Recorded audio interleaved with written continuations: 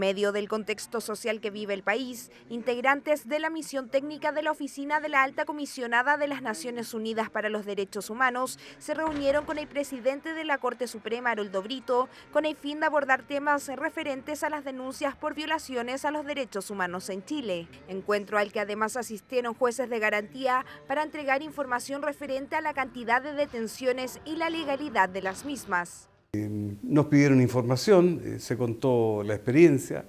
se les hizo saber cuál había sido el tipo de hechos que motivaron la intervención jurisdiccional. Los jueces nos han hablado de los números de detenciones, del control de la legalidad de las mismas, prisiones preventivas.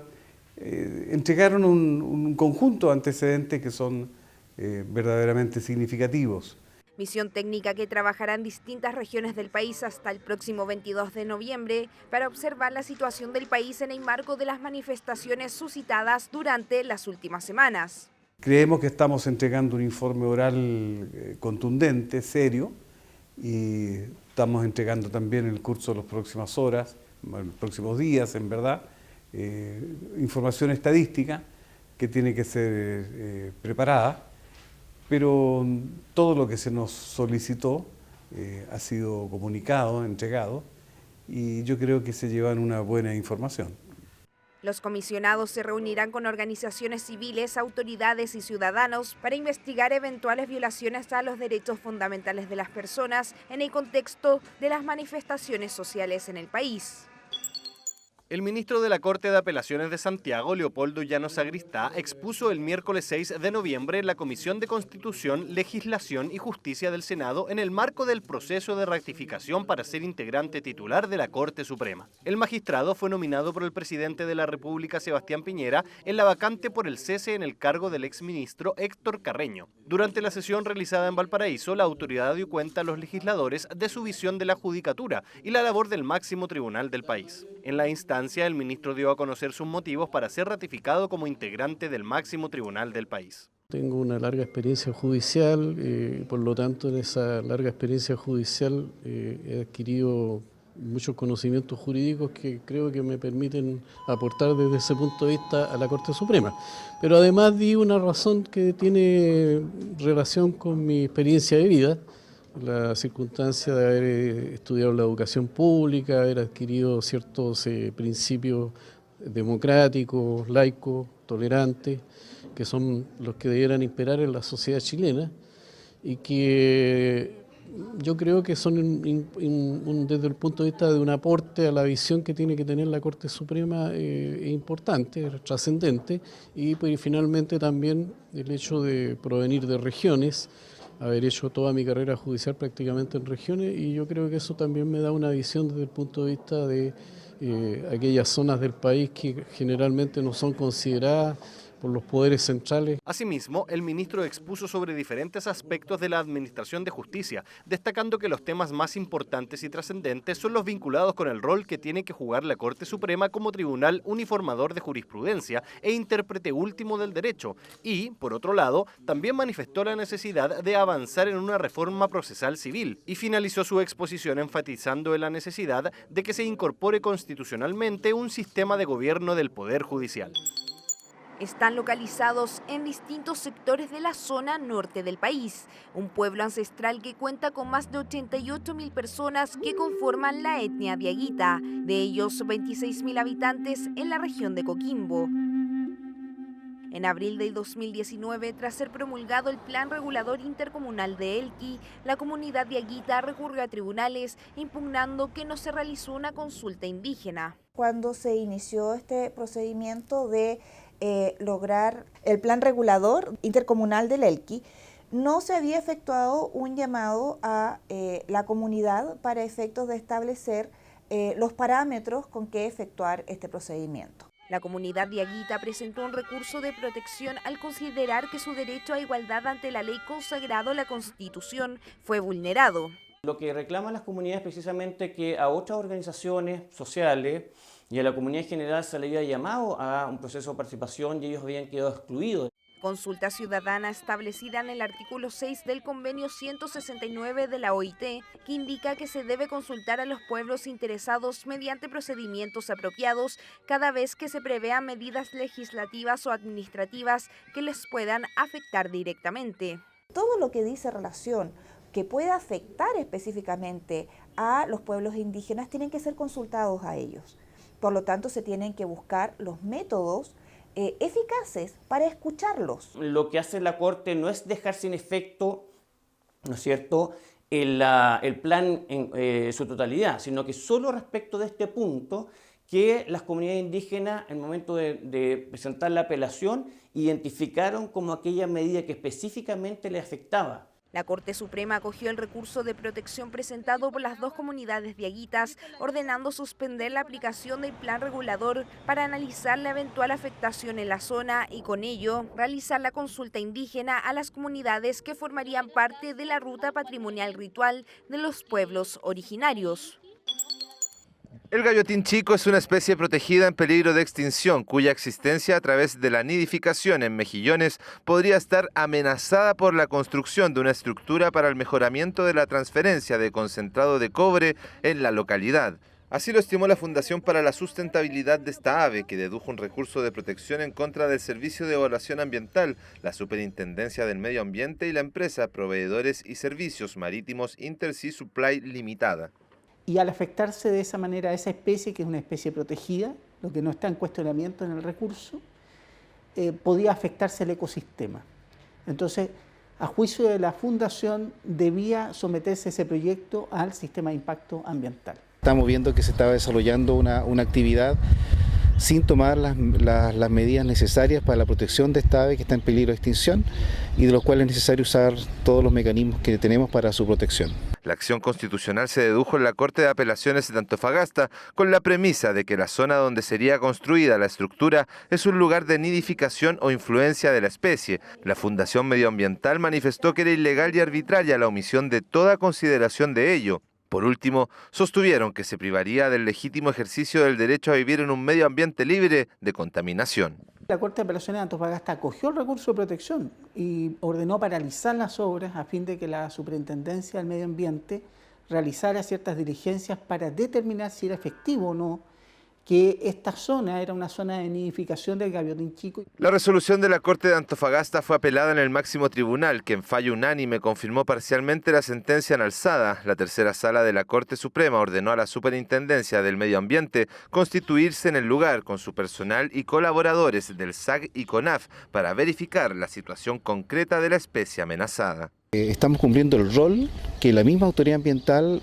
nos entregó como fundación. Tras 5 días de ser notificado el fallo a las partes, la Corte Suprema ordenó a las entidades recurridas realizar una visita inspectiva para constatar la afectación del gallotín chico, que anida en las costas de Mejillones, y adoptar de inmediato las medidas pertinentes para su adecuada, completa y suficiente protección.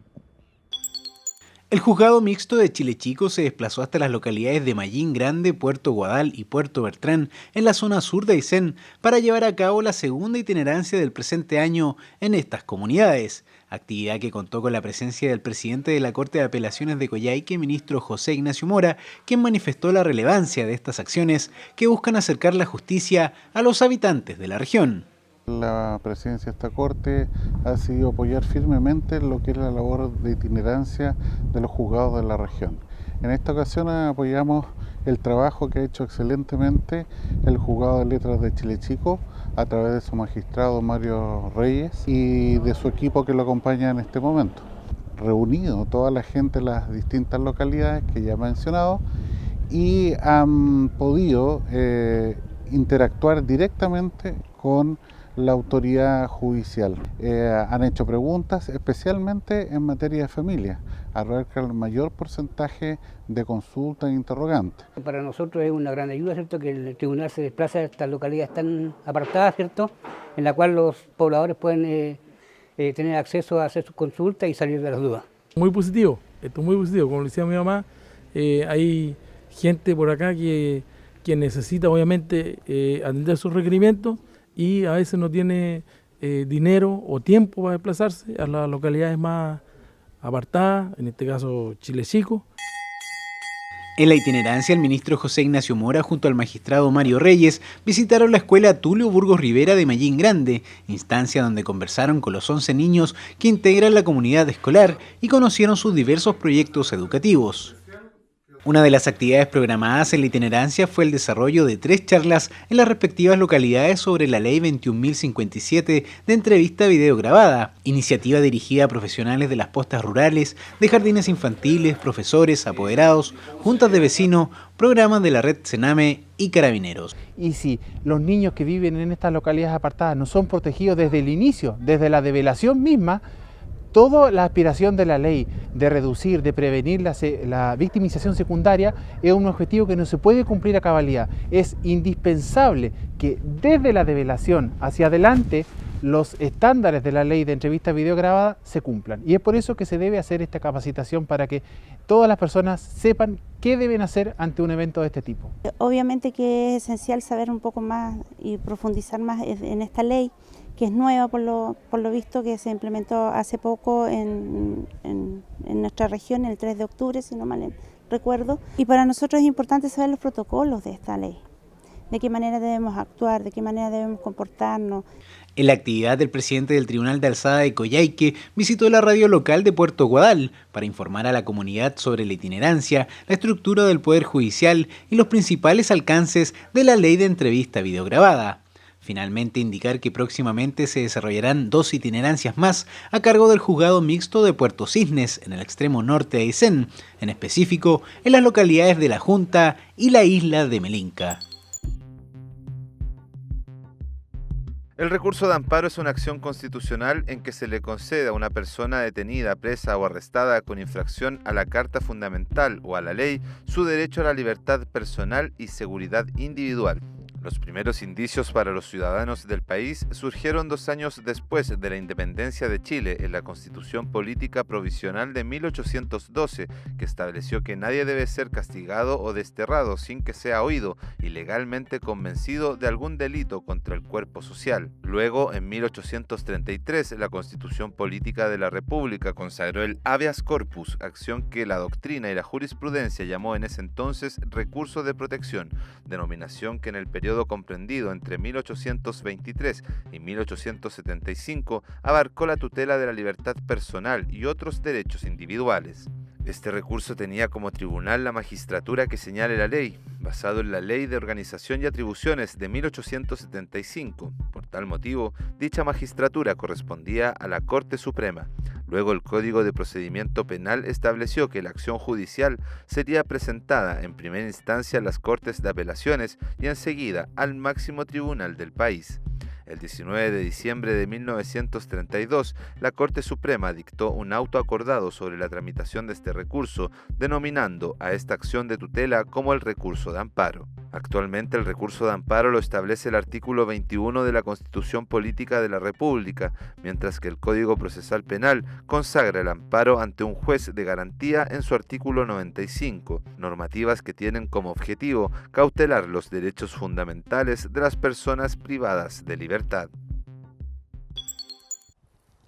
Jueces, consejeros técnicos y funcionarios del Tribunal con competencia en familia de la jurisdicción de Puerto Montt participaron en el primer taller de lenguaje claro que se dictó en la Corte de Apelaciones con la finalidad de proponer herramientas para facilitar la comprensión de las resoluciones judiciales por parte de los usuarios. La jornada, organizada por la Comisión de Lenguaje Claro del Poder Judicial, convocó a 28 participantes y se inició con el saludo del presidente del Tribunal de Alzada, Jorge Pizarro Astudillo. A continuación, expuso la doctora en Lingüística y profesora del Departamento de Lingüística de la Universidad de Chile, Pascuala Infante, quien además trabaja con la comisión. Fundamental porque la labor judicial no existiría si no hubiera personas que la necesitan. De manera tal que es súper importante que la gente que acude, ¿no es cierto?, en un momento por lo general de gran angustia, a los servicios públicos, en este caso al servicio al Poder Judicial, ¿no es cierto?, pueda entender de qué se tratan especialmente las resoluciones, especialmente porque con eso fundamentalmente estamos trabajando ahora, las resoluciones judiciales, que puedan entenderlas Eso tiene que ver con más democratización, tiene que ver con ahorrar tiempos de tramitación, en fin, acercar al ciudadano lo más posible, ¿no es cierto?, al lenguaje jurídico. El taller realizado en Puerto Montt es el tercero que se imparte este año, después de Arica y Santiago, en el marco del programa de actividades de la Comisión de Lenguaje Claro del Poder Judicial, focalizados en los juzgados de familia.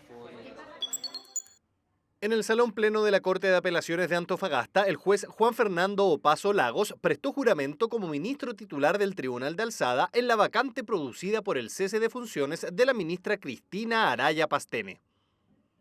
El ministro Opaso ingresó al Poder Judicial en febrero de 1998 como secretario titular del primer juzgado civil de Antofagasta, desempeñándose posteriormente como juez en La Unión, Melipilla y Santiago. Además, ejerció suplencias de juez y relator de la jurisdicción de Antofagasta y ministro de la Corte de Apelaciones de Santiago. Previo a su asunción como ministro en el Tribunal de Alzada antofagastino, Juan Opaso Lagos se desempeñó como juez titular del cuarto juzgado de garantía de Santiago.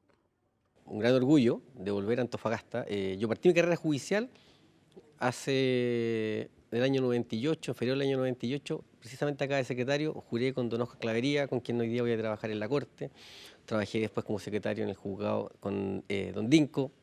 personas a las cuales aprendí mucho. Por lo tanto, para mí, primero es un orgullo estar acá, un gran desafío, para mí un hito importantísimo en mi carrera, y nada mejor que volver al lugar donde partí, para partir esta nueva etapa.